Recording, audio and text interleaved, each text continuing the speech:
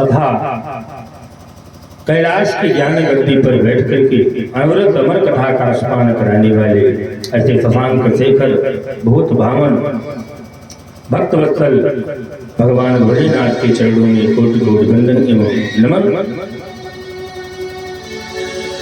तथा भगवान के अनन्य भक्त अनन्य बलवंत गुणवंत ध्यानवंत संत शिरोमणि श्री हनुमंत लाल के चरणों में कोटि कोटि वंदन एवं नमन तथा अंधकार को नष्ट कर प्रकाश की तरफ ले जाने वाले ऐसे सदगुरुदेव भगवान के चरणों में कोटि कोटि वंदन एवं नमन तथा दूर दराज से चल के आए हुए समस्त भावुक श्रोतागण भक्तगण अर्थात करुणामयी ममतामयी माताएं एवं नन्हे मुन्ने प्यारे बच्चे इस व्यास पीठ से सभी को साधुवाद धन्यवाद। मंचस्थ हमारे विद्युतजन काशी विद्यापीठ के व्याकरण से आचार्य श्री अरुण मिश्र आचार्य जी, उनके साथ में श्री प्राचार्य जी, मंचस्थ गंधर्व बंधु प्रवीण प्रभाकर से तो सम्मानित श्री मास्टर साहेब अनिल जी, श्रीकांत भैया, श्री विजय जी, और बधाई के तो पात्र भैया सबसे सर्वप्रथम साउंड वाले भैया जिनके द्वारा हमारी बाड़ी आपके स्वर्ण जैसे कानों तक पहुंचाई जा रही है, ऐसे साउंड वाले मौर्या भैया इस व्यास पीठ से आपको भी साधुवाद धन्यवाद। आइए हम कुछ कहें आप कुछ सुने। इसके पूर्व मंच की मर्यादा रही, मंच का नियम रहा 2 बार भगवत नाम संकीर्तन। आज बड़ा ही सुंदर आप सभी के बीच में प्रसंग होगा। भगवान कृष्ण और रुक्मिणी मैया का विवाह उत्सव की कथा आप सभी के बीच में होनी है। मन वाणी को पवित्र कर हम लोग सभी कथा में अवगाहन करें। आइए मीठी मीठी ताली बजाते हुए कि आनंद छवि घन श्यामा बोलो जय श्री रामा। आनंद छवि घन श्यामा बोलो जय श्री रामा। आनंद छवि घन श्यामा बोलो जय श्री रामा। जय श्री राम बोलो जय घन श्यामा। जय श्री राम बोलो जय घन श्यामा। आनंद छवि घन श्यामा बोलो जय श्री रामा। आनंद छवि घन श्यामा बोलो जय श्री रामा। आनंद छवि घन श्यामा बोलो जय श्री रामा।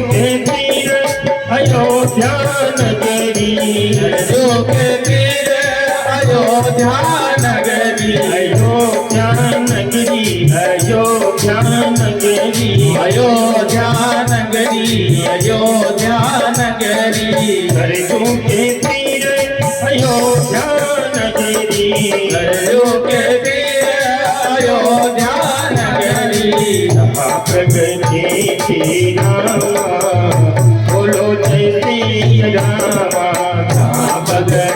श्री रामा बोलो जय श्री रामा। बोलो जय श्री रामा।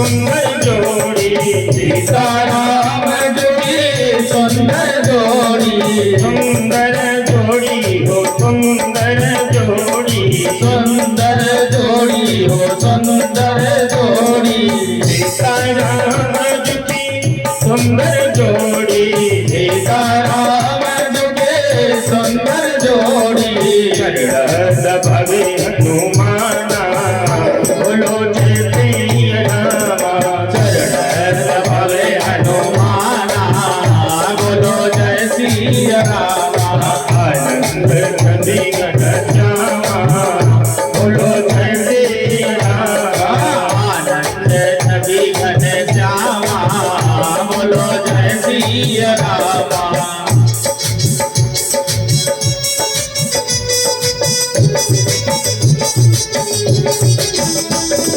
और बाकी बिहारी लाल की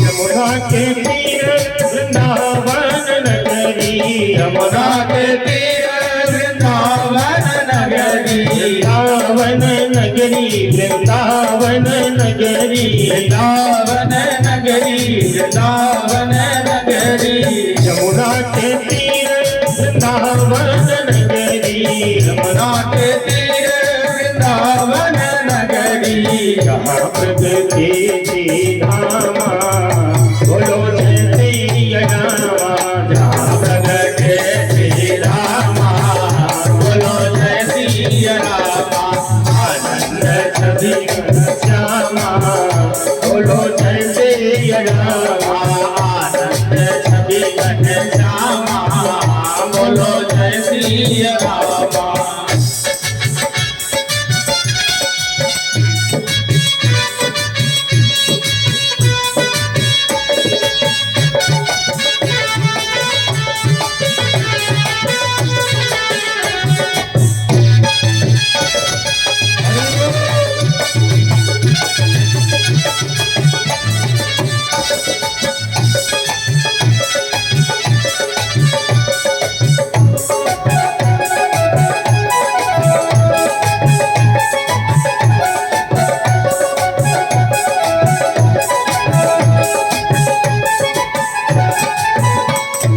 राधे श्याम जी की सुंदर जोड़ी, राधे श्याम जी की सुंदर जोड़ी, सुंदर जोड़ी हाँ सुंदर जोड़ी, सुंदर जोड़ी हाँ सुंदर जोड़ी, राधे श्याम जी की सुंदर जोड़ी, राधे श्याम जी की सुंदर जोड़ी, अगल कड़ी है बलरामा बोलो जय श्री रामा, बगल खड़ी है बलरामा बोलो जय श्री रामा, आनंद छवि घन श्यामा बोलो जय श्री रामा, आनंद छवि घन श्यामा बोलो जय श्री रामा।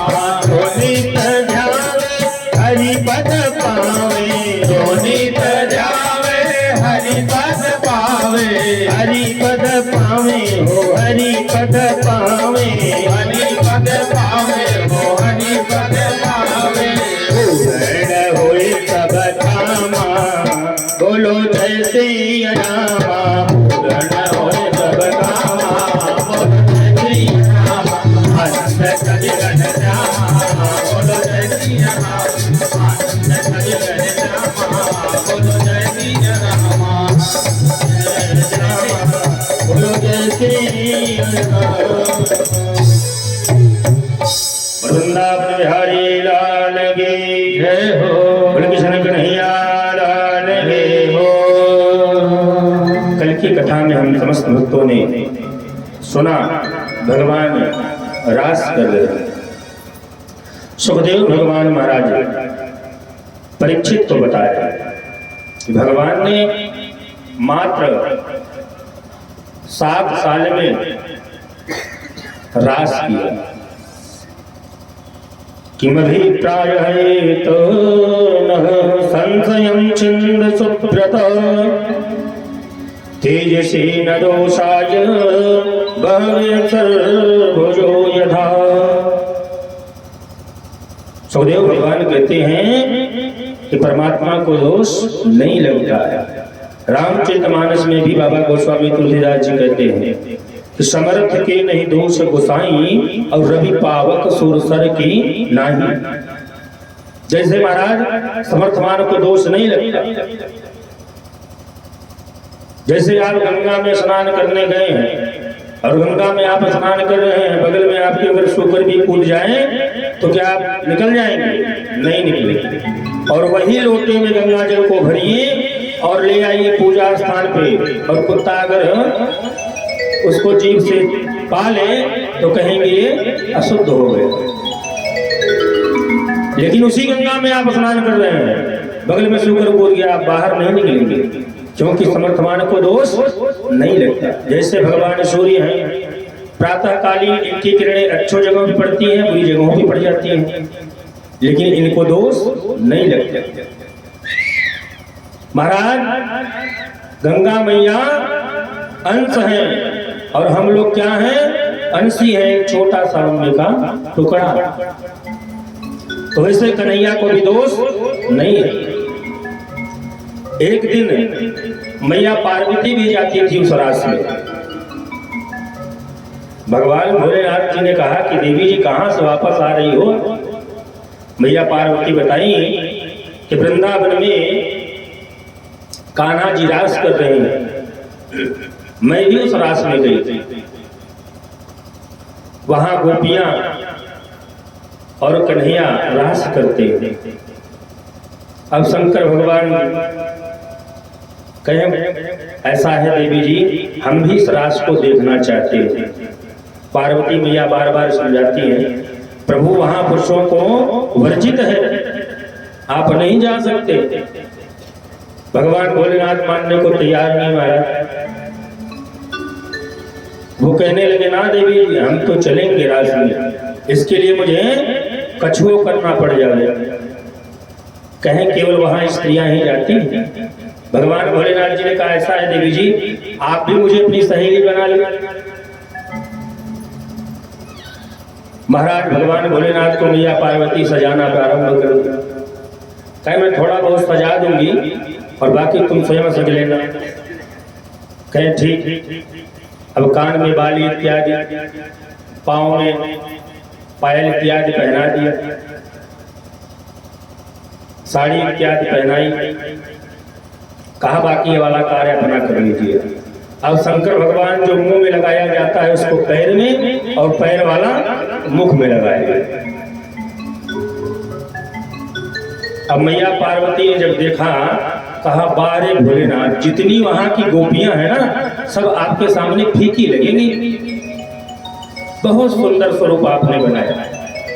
अब तो मैं आपको अवश्य रास में लेकर चलूंगी। और भगवान भोलेनाथ ऐसा चल रहे हैं मानो करोड़ों कामदेव दुंदुभी बजाता हुआ जा रहा हो। वैसे माताएं क्या चलेंगी महाराज? एक साधक ने बड़ा सुंदर भाव दिया कि एक दिना भोले भंडारी बन करके ब्रज नारी वृंदावन आ गए हैं, वृंदावन आ गए हैं। एक दिना भोले भंडारी बन करके ब्रज नारी वृंदावन आ गए हैं, वृंदावन आ गए हैं। पार्वती जी मना बिहारी नाम निहत पुरारी वृंदावन आ गए हैं, वृंदावन आ गए हैं।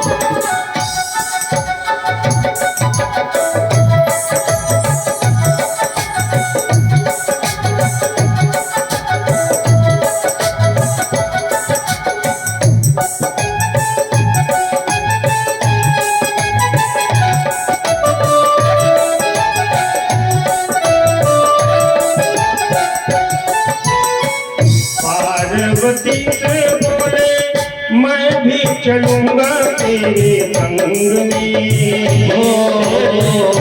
पार्वती से बोले मैं भी चलूंगा तेरे संग में। तेरे संग में राधा संग श्याम नाचे मैं भी नचूंगा तेरे संग में। तेरे संग में राधा संग श्याम नाचे मैं भी नाचूंगा तेरे संग में। तेरे संग में रात रचेगा ब्रज में भारी मुझे सिखाओ प्यारी वृंदावन आ गए हैं। वृंदावन आ गए हैं। एक दिना भोले भंडारी बन करके ब्रज नारी वृंदावन आ गए हैं। वृंदावन आ गए हैं।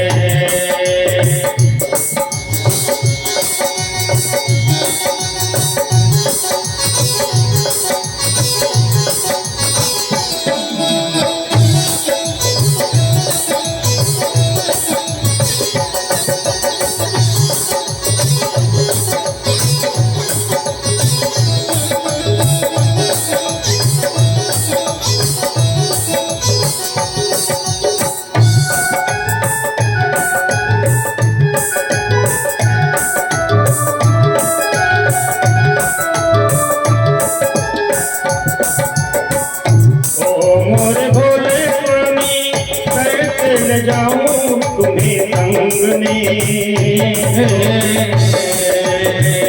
ओ मोरे भोले स्वामी कैसे ले जाऊं तुम्हें संग में। तुम्हें संग में मोहन के सिवा पुरुष न जाए कोई रात में। रात में मोहन के सिवा ना जाए कोई वहाँ तेरे रात में। हाँ रात में अति करेंगी ब्रज की नारी बालो बात हमारी वृंदावन आ गए हैं। वृंदावन आ गए हैं। एक दिना भोले भंडारी बन करके ब्रज नारी वृंदावन आ गए हैं। वृंदावन आ गए हैं। वृंदावन आ गए हैं। वृंदावन आ गए। शंकर भगवान की जय हो। भगवान भोलेनाथ जी माने नहीं कहीं देवी जी मैं भी तेरे साथ चलूंगा। अब तो महाराज भगवान भोलेनाथ ऐसा चलते थे कि मानो वैसे माताएं ना चलती हो। स्वयं साक्षात कामदेव दुमदुभी बजाता हुआ जा रहा हो। अब कन्हैया ने देखा तो समझ लिए बारे भोले बाबा आप भी आ गए। माने नहीं, रहा नहीं गया आपसे।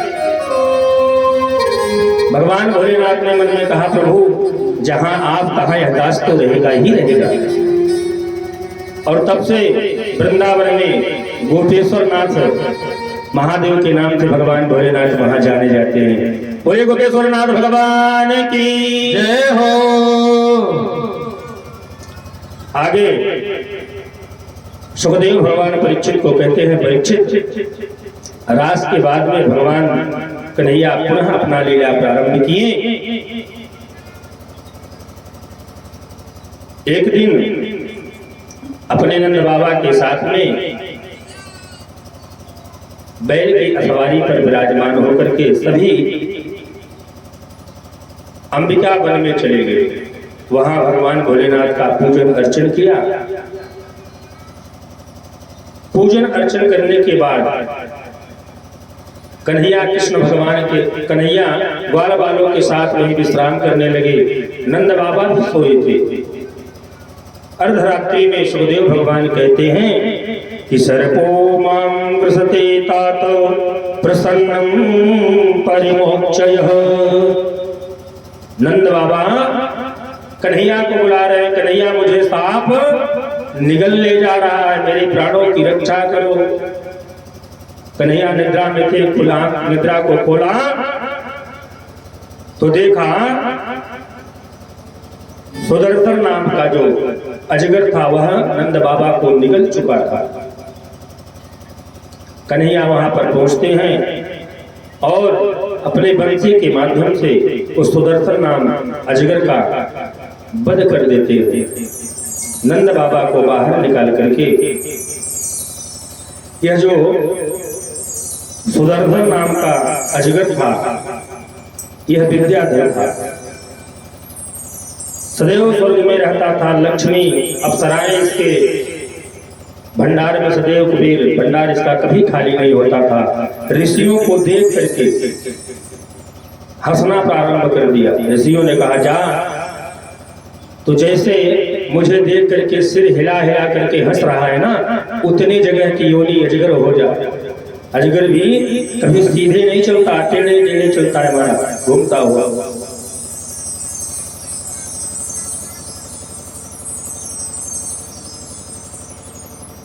और महाराज आगे शंखचूड़ का वध करते हैं भगवान।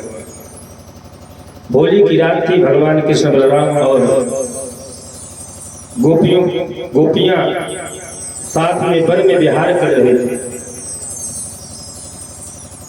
उसी वक्त शंखचूड़ नाम का राक्षस उन गोप ग्वालों का वेश बनाया,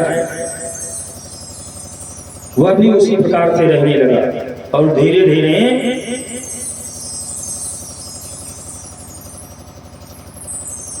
एक एक गोपियों को गुफा में ले जाकर के छुपा दिया। बलराम जी जान गए, सालवृक्ष वृक्ष को उखाड़ा और दौड़ाया जैसे उसको मारने के लिए, वह निकल दिया। लेकिन भगवान कृष्ण के मुष्टिक प्रहार से उसका प्राणांत हो गया। यह भी पूर्व जन्म में गोलोकवासी भगवान कृष्ण का श्री दामा नाम का दास था। आगे सुखदेव भगवान परीक्षित को बताते हैं कि सुखदेव भगवान आगे अरिष्टासुर का वध करते हैं। रंभमाणं खरतवं पदां नदिखिलं महीं उदम्यं पुक्षपत्राणि विशाखाग्रेण शुद्धराय। बड़े जोर से, अर्थात यह जो अरिष्टासुर नाम का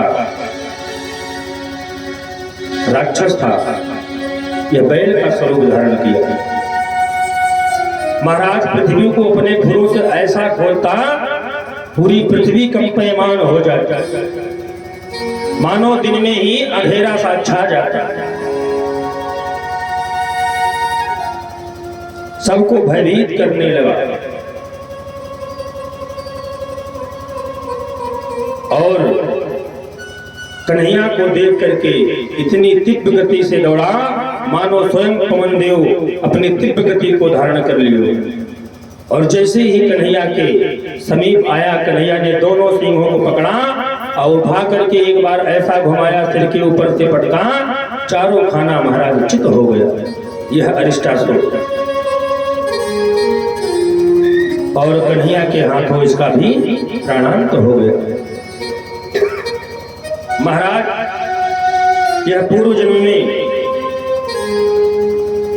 बृहस्पति का शिष्य था, इसका नाम परतंतु था। भगवान बृहस्पति के सन्मुख दोनों पैर करके बैठता था। एक दिन बृहस्पति भगवान ने उसको श्राप दे दिया, जा तू बहुत पैर फैला करके गुरु के सामने बैठता है, जा तू भी वत्स हो जा।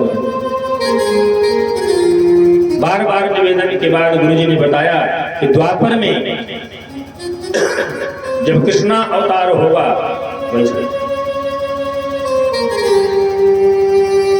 तो भगवान का जन्म होगा, उन्हीं के हाथों द्वारा तुम्हारा उद्धार होगा।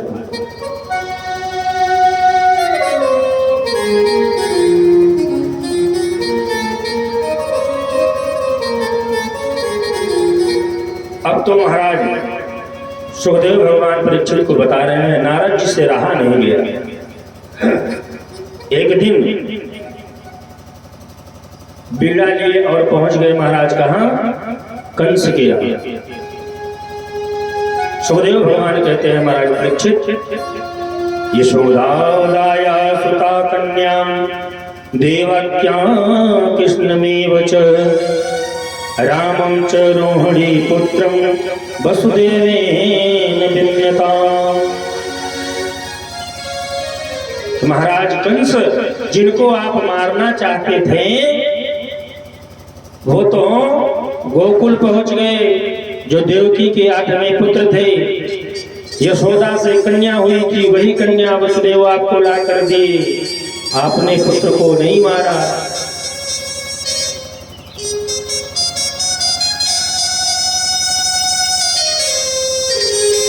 अब कंस को लगे बढ़ावा देने। कंस क्रोधित हो गया, खड्ग निकालने कहा मैं अब देवकी और वसुदेव को जीवित नहीं छोड़ूंगा। जब इनको मारूंगा तो इनका पुत्र स्वयं आ जाएगा। ऐसा मन में विचार बनाया। नारद भगवान ने कहा तुम तनिक चिंता मत करो, उनके माता पिता आपके यहाँ बंदी गृह में हैं।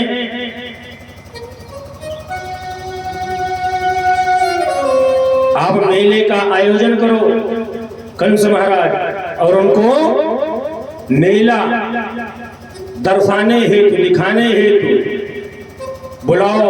और तुम्हारे पास इतने मुष्टिक चारुल, इतनी बलशालियां हाथियां हैं, आप उनसे मरवाओ, क्यों अपना हाथ मैला कर रहे हो? और देवकी वसुदेव को मारो मत। पुनः महाराज कंस की मति थी और कंस ने अक्रूर जी और केसी नाम के राक्षस को बुलाया। सुखदेव भगवान कहते हैं मनोरथान करो जैने देवहतायुनपि उच्यते हर्षकोशभ्याम तथाभ्याम करोम्यहम्। जुक्ति बनाई। कैसी जुक्ति बनाई कि सांप भी मर जाए और हमारा डंडा भी ना टूटे। अक्रूर जी से कहा ऐसा है अक्रूर जी कि आप जाइए गोकुल और वहां से बलराम और कन्हैया को लाइए। बताइए मथुरा में बहुत सुंदर उत्सव और मेला लगेगा। इसी बहाने आप कैसे भी करके अब आपकी इच्छा ले आई। अक्रूर जी मन में विचार करने लगे अगर मैं इसको ना कह दूं तो यह कंस मेरे सिर को धड़ से अलग कर देगा। क्यों ना, इससे अच्छा कि भगवान के हाथों हमारी सदगति हो जाएगी। इससे अच्छा है कि मैं भगवान के शरण में जाऊं। और तो महाराज जो केसी आया था महाबलशाली था, घोड़े का स्वरूप था महाराज, लंबे लंबे बाल, ऐसा चलता था मानो महाराज वायु वेग जा रहा हो, जल हो वृक्ष हो सबको तोड़ता फोड़ता पहुंच जाता। कहा जब तक अक्रूर जी आएंगे प्रभु महाराज कंस, तब तक तो मैं कृष्ण और बलराम का वध करके वापस आ जाऊंगा। और बड़े ही तीव्र गति से मथुरा से निकला। सुखदेव भगवान कहते हैं केसी तू कंस प्रहित खुले मही महो मनोजव सटावधो तमा विमान कुरुमलम मोहतिमाखिल। ऐसा चलता महाराज घोड़े की वेग, उसके बालों से मानो समस्त देवी देवता थर्रा जाते, डरने लगते, कांपने लगते। अब क्या होगा?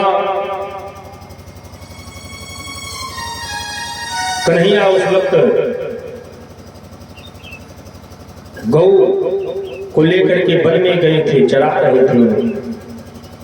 इसकी तीव्र गति को देखा, बलराम से कहा जितने बछड़े हैं और गौ माता हैं इन सभी को एक तरफ कर दो, यह दुष्ट केसी आ रहा है युद्ध करने के लिए।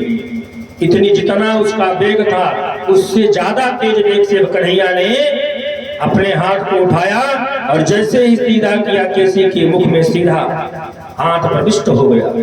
अब तो महाराज कन्हैया ने जिह्वा पकड़ करके उसको ऐसा उठा उठा करके पटका उस जमीन पर, उसके प्राणांत हो गए, सारे मुंह के दांत भी टूट गए।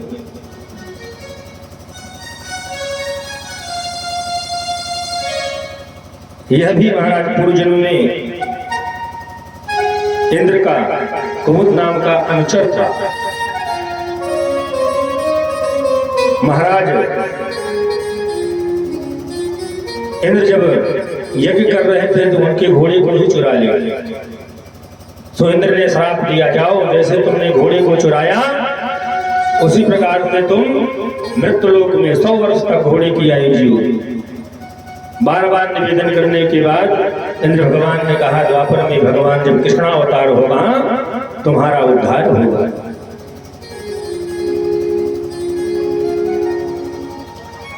आगे महाराज व्योमासुर का भगवान निवध किया। सुखदेव भगवान कहते हैं कि मैं पुत्रो महामायो व्योमो गोपाल वेधिक निस्यातीनोक्तम देवः प्रायस्तो नेवहुन्। जो स्वयं भी माया को खूब जानता था, तपस्या करके खूब माया एकत्रित किया था और भगवान से आज चतुराई से जीतना चाहता था। कन्हैया ग्वाल बालों के साथ में समस्त गौओं को लेकर के गोधूली बेला हुई थी, घर को जा रहे थे। उसी वक्त वह भी ग्वाल बाल बन करके धीरे धीरे एक एक ग्वालों को चुराता और ले जा करके सूखे घास में छिपा देता। धीरे धीरे पहुंचते पहुंचते महाराज 2-4 ग्वाल बचे। कन्हैया ने देखा, सोचा सब ग्वाल गए कहां, क्योंकि माया व्योमासुर माया करके बैठा था। कन्हैया बंसी को घुमाया तो समझ आ गया कि यह ग्वाल नहीं, ये तो व्योमासुर नामक असुर है। कन्हैया ने धीरे से बुलाया और उसके कंधे पे हाथ रखा। महाराज हाथ रखा, इतना वजन बढ़ा महाराज कि व्योमासुर के प्राण तो हो गए।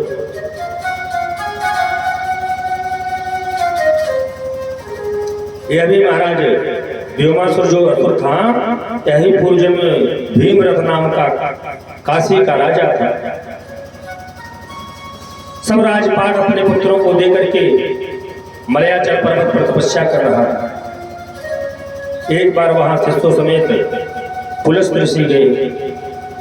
तपस्या के घमंड में वह ऋषियों का सम्मान नहीं किया। अगस्त ऋषि ने श्राप दे दिया कि जा तू मायासुर नाम का राक्षस हो जा। बार बार अगस्त ऋषि के निवेदन के बाद कहा, अगस्त ऋषि ने कहा, द्वापर में जब भगवान कृष्ण अवतार होंगे उन्हीं द्वारा तेरा उद्धार होगा। अब महाराज अक्रूर जी रथ पर आरूढ़ हुए मन में विचार कर रहे हैं कि यह मैं तो बहुत बड़ा पाप करने जा रहा हूं। कन्हैया बलराम को मैं लाऊंगा और यह कंस उनका वध करेगा तो मुझे भी पाप लगेगा। लेकिन अक्रूर जी जान गए थे यह तो निराकार पार ब्रह्म है।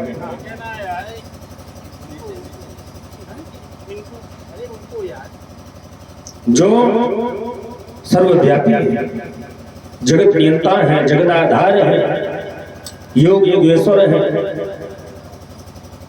सबकी आत्मा में रमण करने वाले हैं।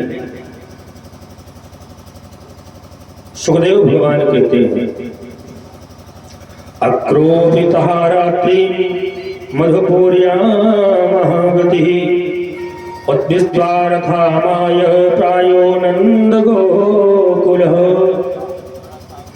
दोपहर में रथ को सजवाया, उसी पे विराजमान हुए। महाराज चलते चलते यमुना के किनारे पहुंचे तो मन में विचार आया, उस परमात्मा से मिलने चल रहा हूं, मैंने भी राजा कंस को नाना प्रकार के उत्थान बताए थे, मुझे भी तो पाप लगा होगा। क्यों ना यमुना जी में स्नान करें। लोग कहते हैं गंगा स्नान से मुक्ति होती है।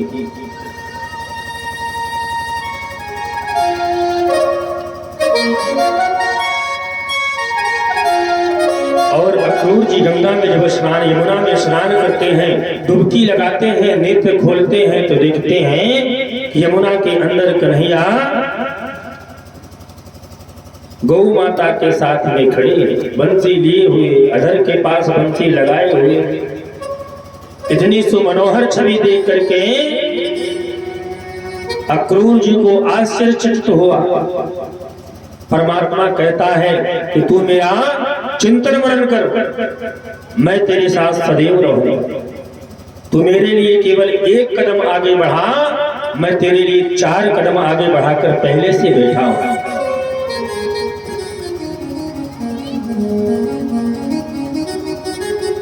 लेकिन लोग अपने मैं के चक्कर में सब कुछ नष्ट कर जाते हैं।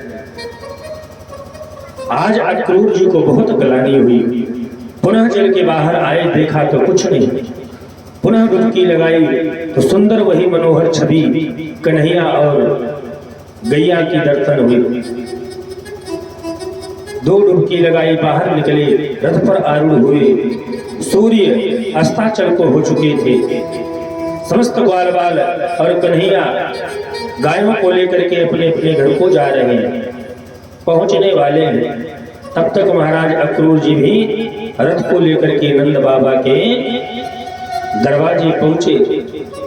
बलराम जी ने देखा, कृष्ण ने देखा, सुंदर आसन लगाया महाराज।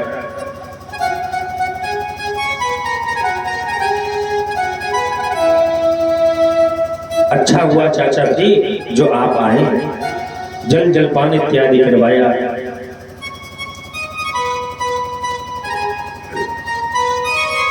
कुशल मंगल पूछी।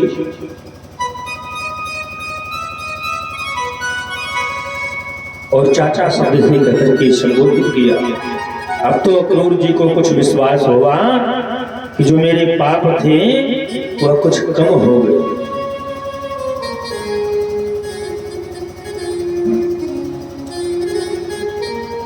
भगवान कहने लगे, चाचा जी आप बड़े उदार हृदय से हैं, मार्ग में आपको कोई तो कष्ट तो नहीं हुआ? भोजन प्रसादी के बाद श्री कृष्ण ने पूछा, चाचा जी कंस हमारे परिवार जाति भाइयों के साथ में कैसा व्यवहार करता है? हमारे माता पिता को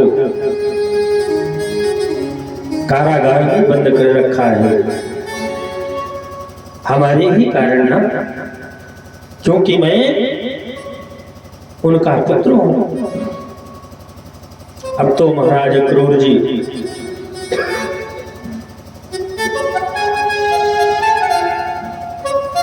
कहे, प्रभु आप तो सुंदर सर्व अंतर्यामी हैं, सर्वव्यापी हैं, आपको तो सब कुछ पता है, क्या हम आपको बताएं?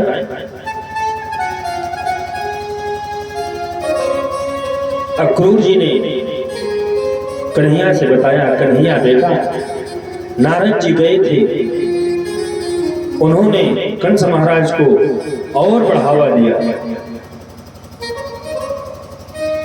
कन्हैया ने कहा, चाचा श्री आप नहीं जानते हो,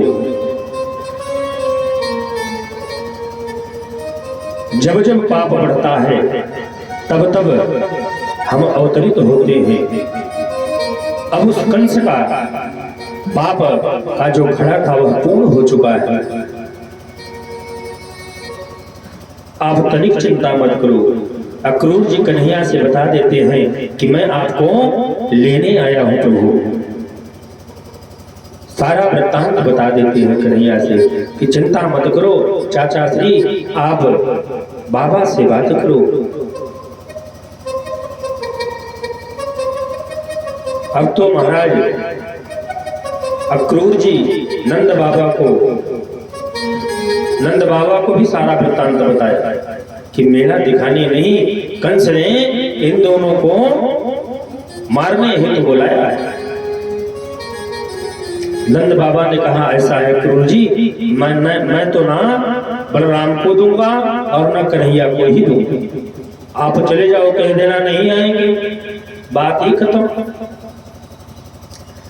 अब तो महाराज गोपियों तक भी यह खबर पहुंच गई। गोपियां भी अक्रूर जी को कोसना प्रारंभ कर दी। ब्रजनारी व्याकुल भई उमड़ा प्रेम अपार, मथुरा जाते प्राणपति कैसे हो निर्वाह। जो हमारे प्राणों के पति हैं, अब तो अक्रूर जी आए हैं, उनको ले जाएंगे कहां? मथुरा ले जाएंगे महाराज।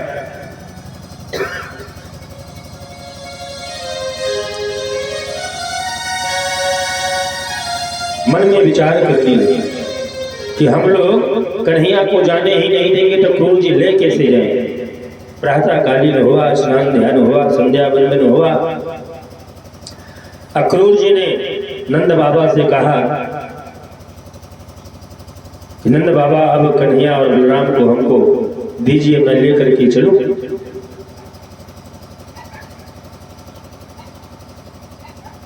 जैसे ही रथ पर बैठाए, कुछ दूर रथ जैसे आगे निकला, महाराज रास्ते में गोपियां मिल गई। अब तो महाराज गोपियां कहने लगी कि अक्रूर जी आपको जरा सी भी दया नहीं आई।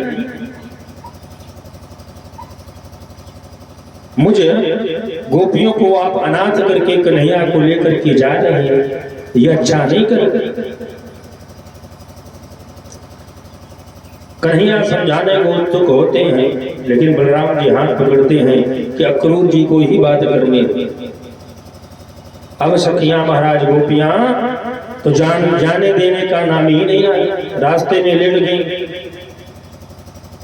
किसी साधक ने बड़ा सुंदर भाव दिया, एक लाइन कि छोड़े चले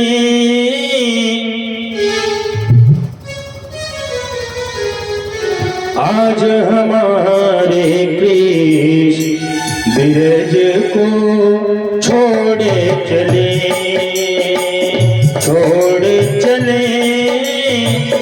आज हमारे कृष्ण बिरज को, छोड़े चले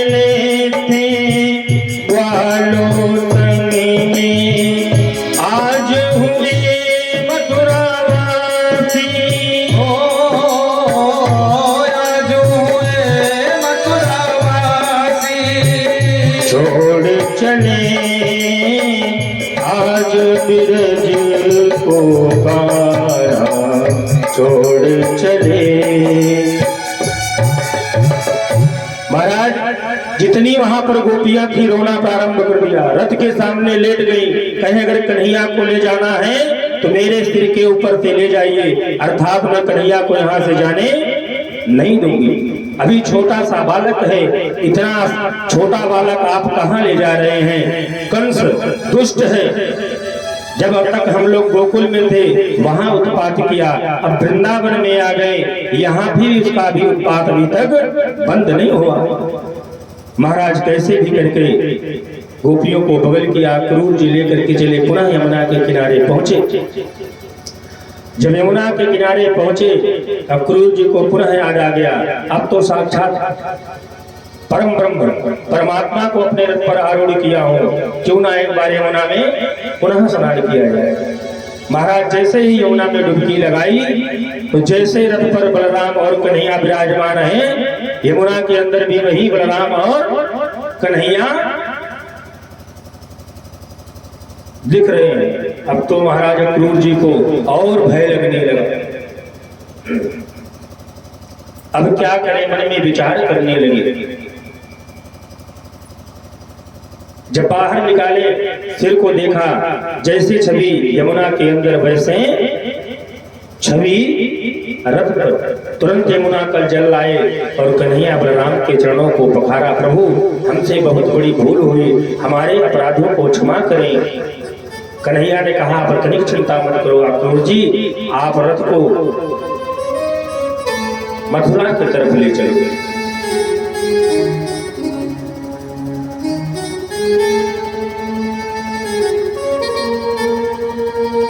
अक्रूर जी यमुना के उस तरफ जब मथुरा प्रविष्ट किए, मथुरा की सीमा पे ही कन्हैया बलराम ने कहा, ऐसा है रथ को रोको, हम लोग नगर भ्रमण करते हुए वहां तक पहुंचेंगे। इधर नंद बाबा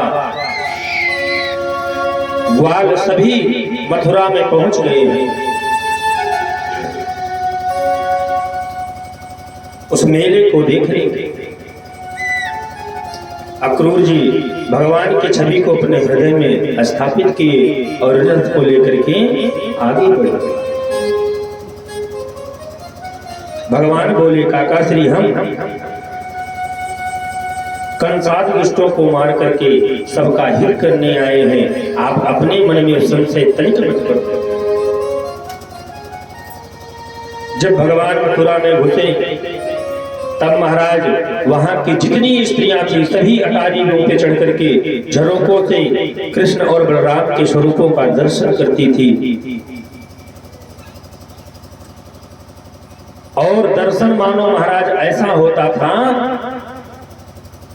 कि उनके सारे शरीर के जितने रोग हैं सभी नष्ट हो गए, वह पुनः तरुणी अवस्था में हो जा रही है, मानो उनके शरीर में कोई रोग ही नहीं। अब तो महाराज सुखदेव भगवान कहते हैं कि कन्हैया सर्वप्रथम धोबी घाट पहुंचते हैं, जहां पर धोबी लोग वस्त्र को स्वच्छ करते हैं, और वहां देखा कि काफी सारे वस्त्र राजसी वस्त्र डाले हुए हैं। एक बलराम एक कन्हैया ने वस्त्र को पहना तो कहा, ये तो हमारे वस्त्र नहीं, बहुत बड़े वस्त्र हैं। धोबियों से कहा, भैया दूसरा वस्त्र दे दो। धोबियों ने पूछा, तुम कौन हो, तुम्हें राजसी वस्त्र पहनना किसने अधिकार दिया? अब तो महाराज युद्ध के लिए कन्हैया के हाथों को पकड़ना प्रारंभ कर दिया। भगवान ने कहा, अच्छा जिस प्रकार से तुम कपड़े धोते हो ना, उसी प्रकार से मैं भी आज आपको धो दूंगा। और उठाया, धोबी पछाड़ दिया, एक बार में ही गोविंदाय नमो नमः कर दिया। ये महाराज कौन थे जानते हैं? ये त्रेता में वही धोबी है जो मैया सीता को लांछन लगा करके राज्य से बाहर करवा दिया था। भगवान ने कहा, उस जन्म में तो तुम्हारा उद्धार नहीं किया, लेकिन इस जन्म में उद्धार होगा ही होगा महाराज। वही धोबी था महाराज। भगवान ने उसके कटु वचनों को सुना था, अपार हर्ष की पीड़ा हुई थी। भगवान ने कहा, जब जिसका जो समय आएगा उसी पे उसको पूर्ण होना है। अब महाराज बड़े बड़े कपड़े भगवान कृष्ण और बलराम पहने आगे बढ़े महाराज। सोम दर्जी मिले, दर्जियों को देखा तो कहा भैया ऐसा है, हमारे वस्त्र बहुत बड़े बड़े दिख रहे हैं, हमारे शरीर के अनुरूप इन वस्त्रों को आप बना दें।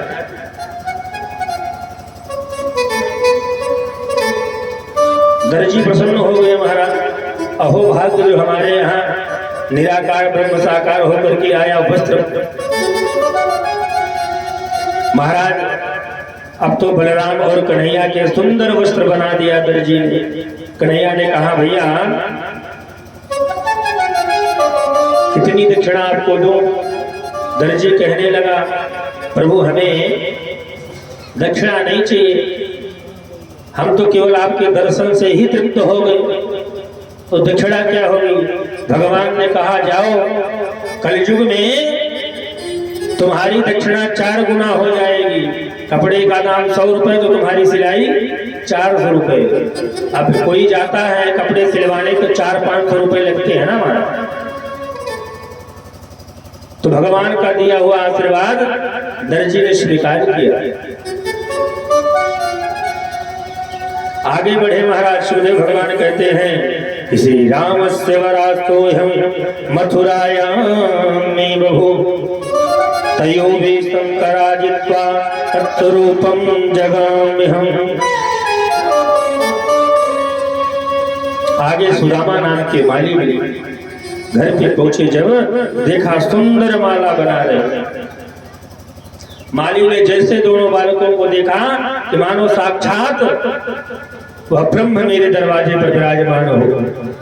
खड़े होकर के सुदामा माली ने भगवान के चरणों को स्पर्श किया और सुंदर दिव्य माला बनाया महाराज। और बलराम और कन्हैया को पहना दिया। कहा प्रभु आपके इस शरीर पे मेरा माला पड़ जाने मात्र से मानो तीनों लोकों में जो कामदेव भ्रमण करते हैं पुष्पों में छिप जाते हैं, वह भी उतना सौंदर्य नहीं दे सकते जो माला यह आपके शरीर पे दिख रही है। यह माली भी महाराज पूर्व जन्म में क्या था जानते हैं? चैत्रथ नाम का माली था। भगवान रामचंद्र जी जब विश्वामित्र के लिए पुष्पवाटिका में पुष्प तोड़ने गए थे, उस वक्त ये माली माला बना रहा था। मन में विचार बनाया कि काश मेरे हाथों द्वारा माला बनाई हुई भगवान के गले में पड़ती तो कितना सुंदर होता। भगवान ने कहा मन ही मन कि तुम चिंता मत करो, द्वापर में यह भी मनोकामना मैं आपकी पूर्ण करूंगा। और आज भगवान ने वह पूर्ण किया। आइए हमारे व्यास जी से एक सुंदर भजन भगवान की सुने, उसके बाद से जैसी ठाकुर जी इच्छा आप सभी के लिए सुंदर भगवान के आज विवाह उत्सव की कथा होनी। प्रतिमा बन रही है भैया, झांकी बन रही है ना? हाँ तो यहाँ कुर्ती लगवा दीजिएगा। दो भाव तकली में जी ताली बजाते हुए बोलिए मंगल हर लाल की। कैसे जाओ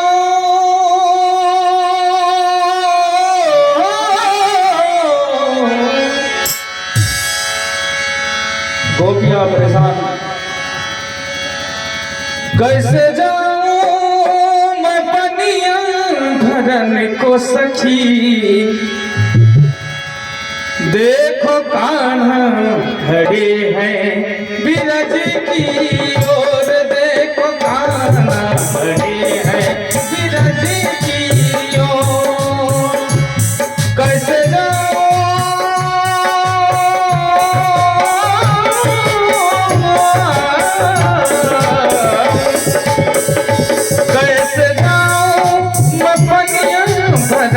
को सखी, देखो कान्हा खड़े हैं बिरज की ओर, देखो कान्हा खड़े हैं बिरज की ओर।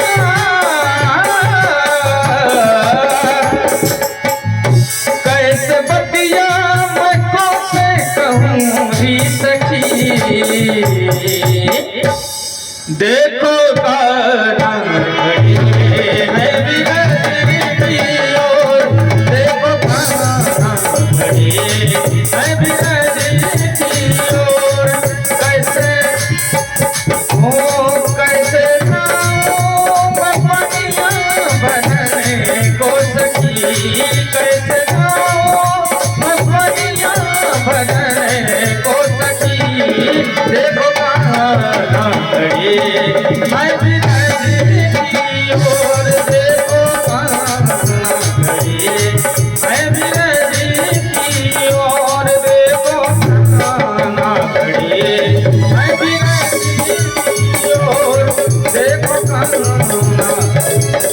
है विरह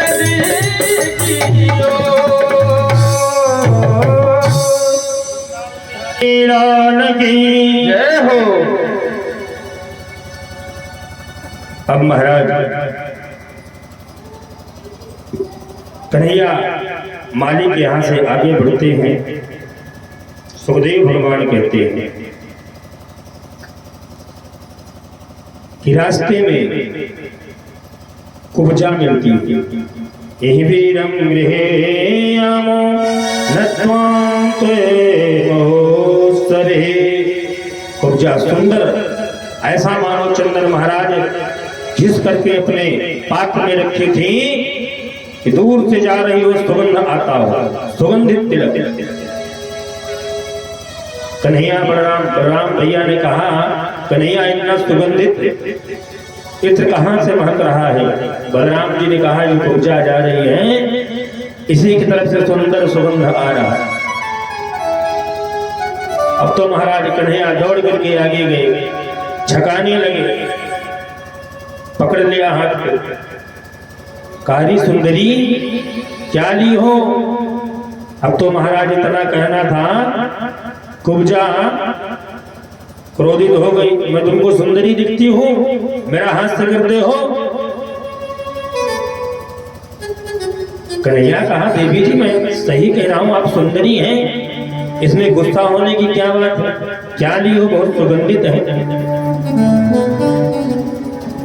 कुब्जा ने बताया, मैं कंस महाराज के लिए रोज चंदन घिस करके ले जाती हूँ, वही कंस महाराज अपने मस्तक पर तिलक को धारण करते।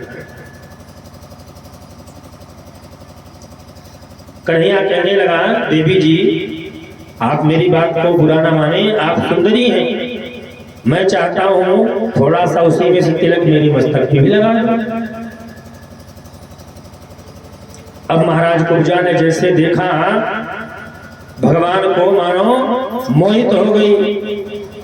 इतने सुंदर सांवले स्वरूप, छोटे छोटे बालक,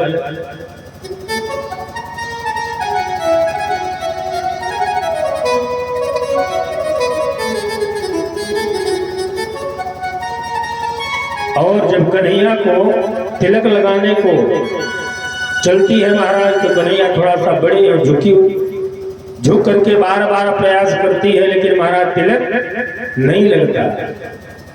कन्हैया ने कहा, अच्छा रुको।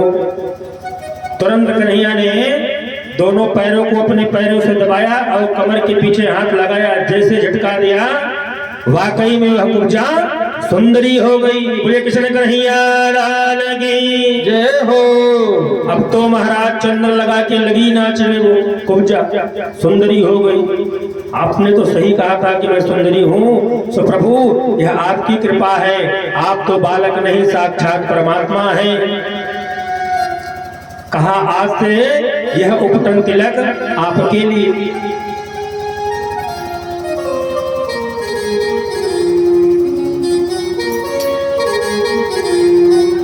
कुब्जा कहने लगी, प्रभु कृपा करके आप मेरे घर चल दे। कन्हैया ने कहा, अभी नहीं, बाद में आपके घर में मैं जरूर आऊंगा। आगे बढ़े महाराज, तो सुंदर मंदिर में, भगवान भोलेनाथ के मंदिर में धनुष रखा गया है। कंस को पता था कि अगर जो धनुष तोड़ेगा वही मेरे मृत्यु का कारण होगा, वही मेरी मृत्यु करेगी। महाराज वहां सिपाही लगे थे, कन्हैया ने कहा आओ हम लोग भी दर्शन करें। सिपाही कहने लगे, आप लोगों को दर्शन नहीं होगा, बाहर से दर्शन करो। अब कन्हैया वहां पर जब गए महाराज, तो सर्वप्रथम धनुष को देखा, परिकरों से पूछने लगे किसका धनुष है। कहे ये भगवान शिव का धनुष है, इसको कोई उठा नहीं पाता है। कन्हैया बलराम गए, भगवान का दर्शन किए, धनुष को भी प्रणाम किया। जिस प्रकार से जनक के दरबार में कन्हैया ने धनुष को तोड़ा था, उसी प्रकार से उस धनुष को महाराज किस ने पकड़ रखा था जानते? पृथ्वी ने, दसों दिशाओं ने, क्षेत्रपालों ने। लेकिन भगवान ने कहा कि जब मैं हूं तो कोई दिशा नहीं। साधक कहता है विरंग भूमि आए ये दुराई, शक्र धनुष महितोर गिराई। भगवान ने मानो धनुष को उठाना चाहा, वो तो महाराज धनुष उठने को कौन कहे। थोड़ा सा हाथ भगवान ने लगाया, धनुष उठी कमल के नाल की तरह पुनः ही टूट गई। अब तो महाराज परिकर भाग गए ना कंस के पास।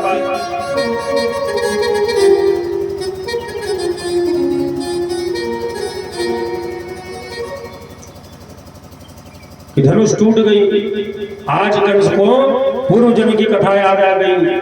एक बार जब कंस को बहुत ताकत का गुमान हुआ तो महाराज वह कंस घूमने लगा, अपने जोड़ का योद्धा ढूंढने लगा जो मुझसे युद्ध करे।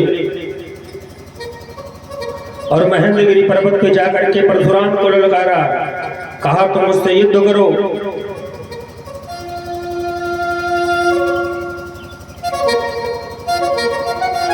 परशुराम जी शांत रहे, पहले कुछ बोले नहीं। उन्होंने कहा ऐसा है, यह जो मैं आपको धनुष दे रहा हूं, इस धनुष को आप ले जाकर के शिवालय के मंदिर में रखें और पुनः उठाएं, तो मैं जान जाऊं कि आप ताकतवर हैं। और ये भी सुन लो कंस, जिस दिन जिसके द्वारा यह धनुष उठाई जाएगी उसी से तुम्हारा वध होगा। अब तो महाराज कंस को पूर्ण विश्वास हो गया कि धनुष टूट गई, अब तो मेरा वध होने वाला, इसमें कोई संशय नहीं है।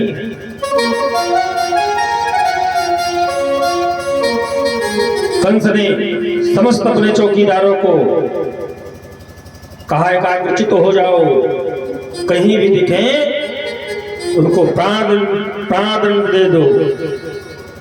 सुखदेव भगवान कहते हैं परीक्षित से कि अम्बष्ठामष्टमार्गोनो देहापक्रमाचिरम नो चेत्करम कुंजरहवाद्य नयाभीयम साधनम। कंस के पास एक कुलबिड़िया पीड़े नाम की हाथी थी महाराज।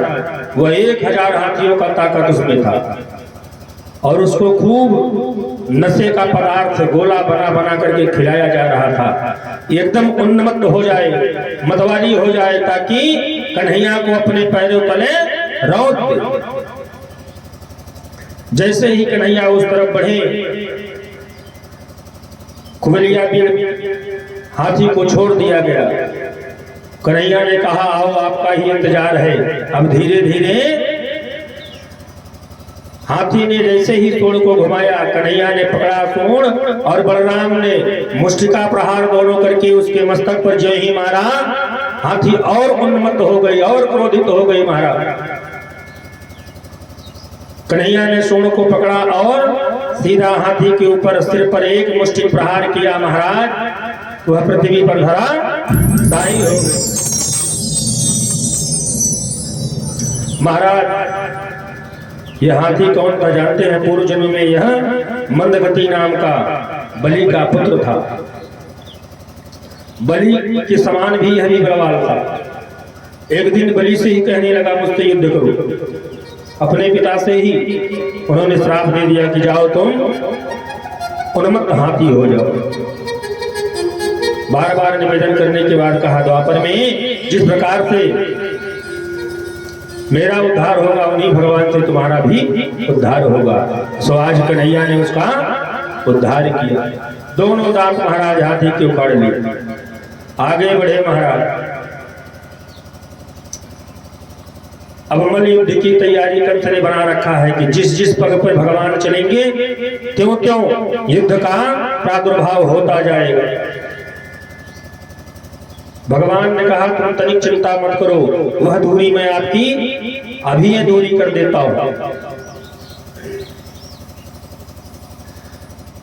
और महाराज चारूढ़ मुष्टि के महाबलिशाली थे महाराज। मल्ल युद्ध में भगवान से युद्ध होना प्रारंभ हो गया।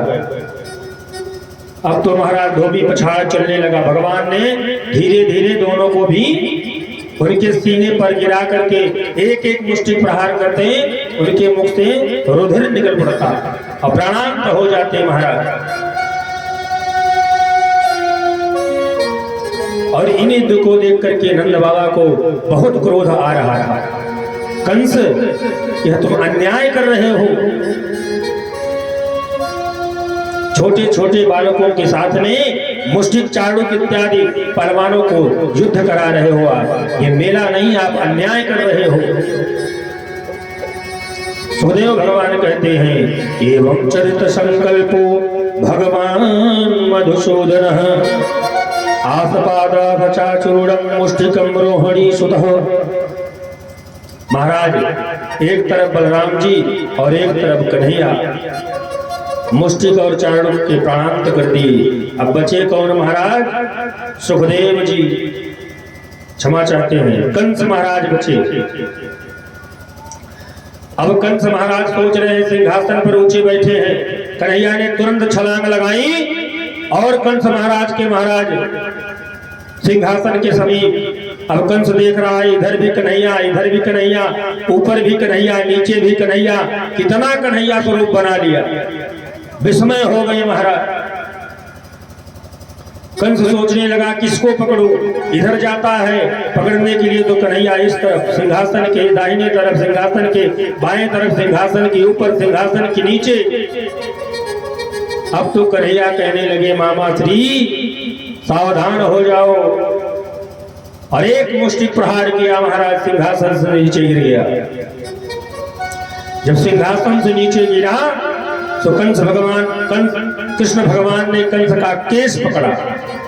केस को पकड़ करके जिस प्रकार से तूने मेरी माँ का केस पकड़ करके उसको कारागार में डाला था, आज भगवान ने कंस का केस पकड़ करके उसको रणभूमि में उठा करके फेंक दिया। उधर बलराम जी युद्ध कर रहे हैं और पुनः कन्हैया उस रंगभूमि में मलयुद्ध में कूद गए। कंस और कृष्ण भगवान का मलयुद्ध चलना प्रारंभ हो गया महाराज।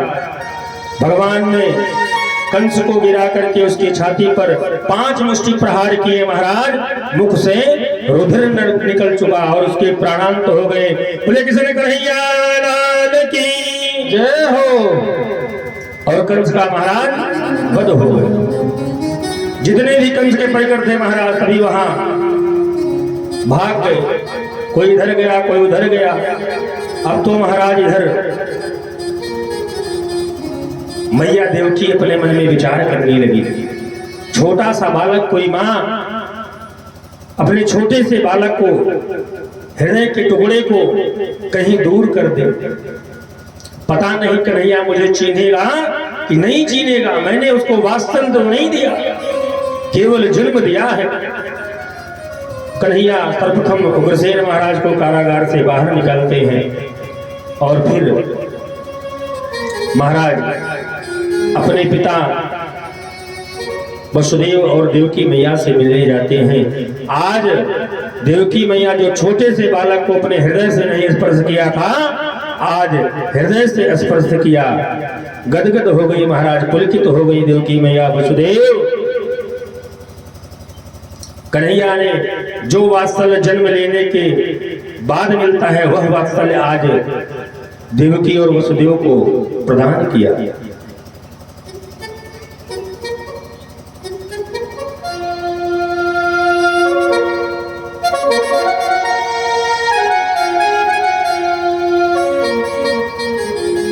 अब तो कन्हैया महाराज अपने माता पिता को कारागार से बाहर निकलवाए, स्नान इत्यादि कराया, सुंदर वस्त्र धारण कराए। महाराज उग्रसेन को राजगद्दी सौंप दी और नित्य उत्सव होने लगे, मंगल गायन होने लगे। सब भगवान से निवेदन करते हैं, आग्रह करते हैं कि प्रभु आपकी कृपा सदैव ऐसे मथुरा पर सदैव के लिए रहे।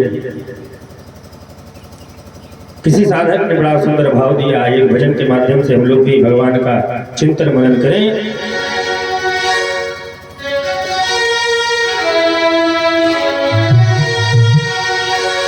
कि मुझे तुमने मालिक बहुत कुछ दिया है, मुझे तुमने मालिक बहुत कुछ दिया है, तेरा शुक्रिया है, तेरा शुक्रिया है। मुझे तुमने मालिक बहुत कुछ दिया है, तेरा शुक्रिया है, तेरा शुक्रिया है।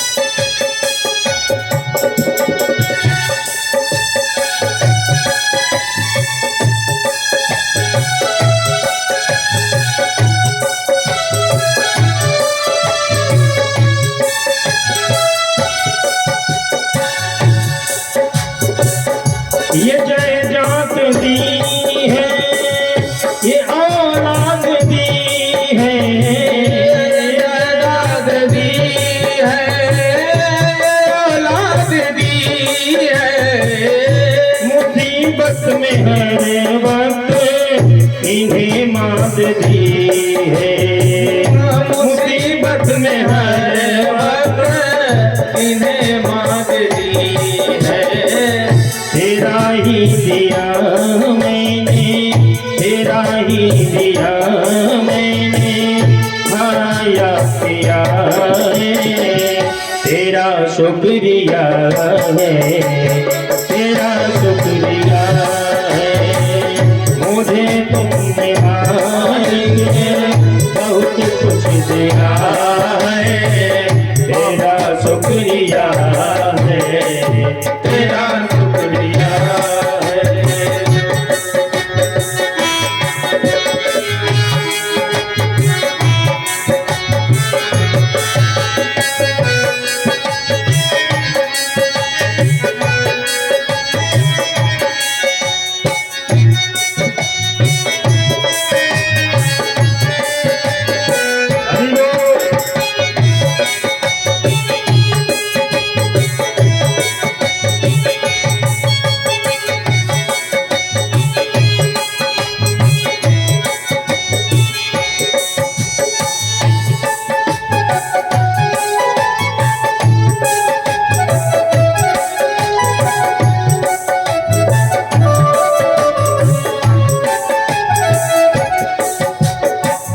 मेरा ही नहीं तो सभी का है मालिक, मेरा ही नहीं तो सभी का है मालिक, मेरा ही नहीं तो सभी का है मालिक।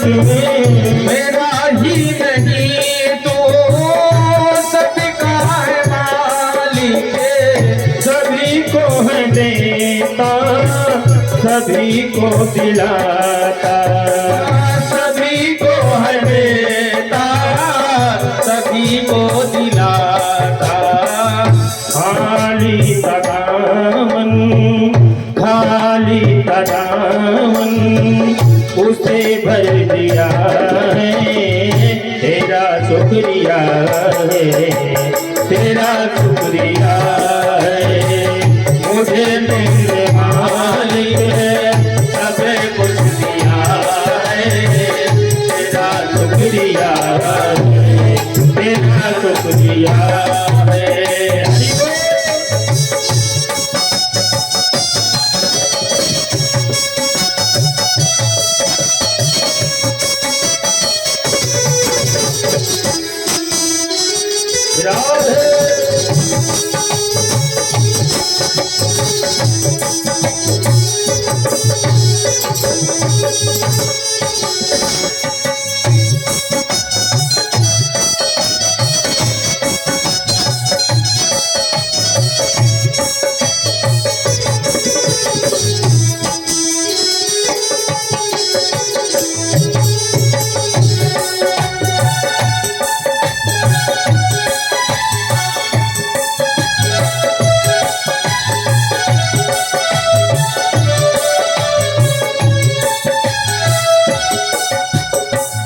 तेरी बंदगी से मैं बंदा हूँ मालिक, तेरी बंदगी से मैं बंदा हूँ मालिक, तेरे ही करम से मैं जिंदा हूँ मालिक, तेरे ही करम से जिंदा हूँ मालिक। तुम्ही ने तो जीने के काबिल बनाया, तुम्ही ने तो जीने के काबिल बनाया, तेरा शुक्रिया है, तेरा शुक्रिया है। मुझे मेरे मालिक सब कुछ दिया है, तेरा शुक्रिया है, तेरा शुक्रिया है।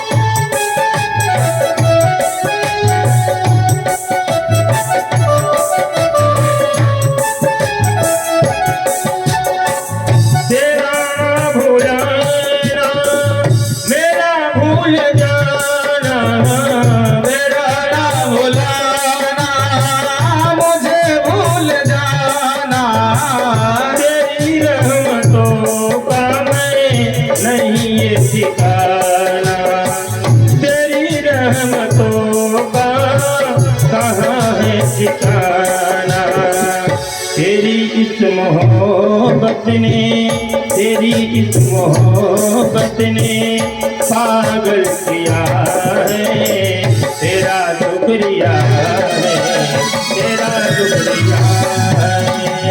मुझे तुमने मालिक सब कुछ दिया है, तेरा शुक्रिया है, तेरा शुक्रिया है। मुझे तुमने मालिक सब कुछ दिया है, तेरा शुक्रिया है, तेरा शुक्रिया है।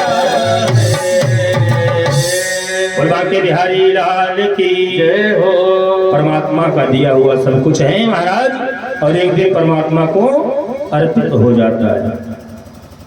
लेकिन कुछ लोग ऐसे अभी कहीं कहीं देखने को मिलता है परीक्षित जी, बहुत पीछे भगवान का दिया हुआ सब कुछ है लेकिन विफल हो जाते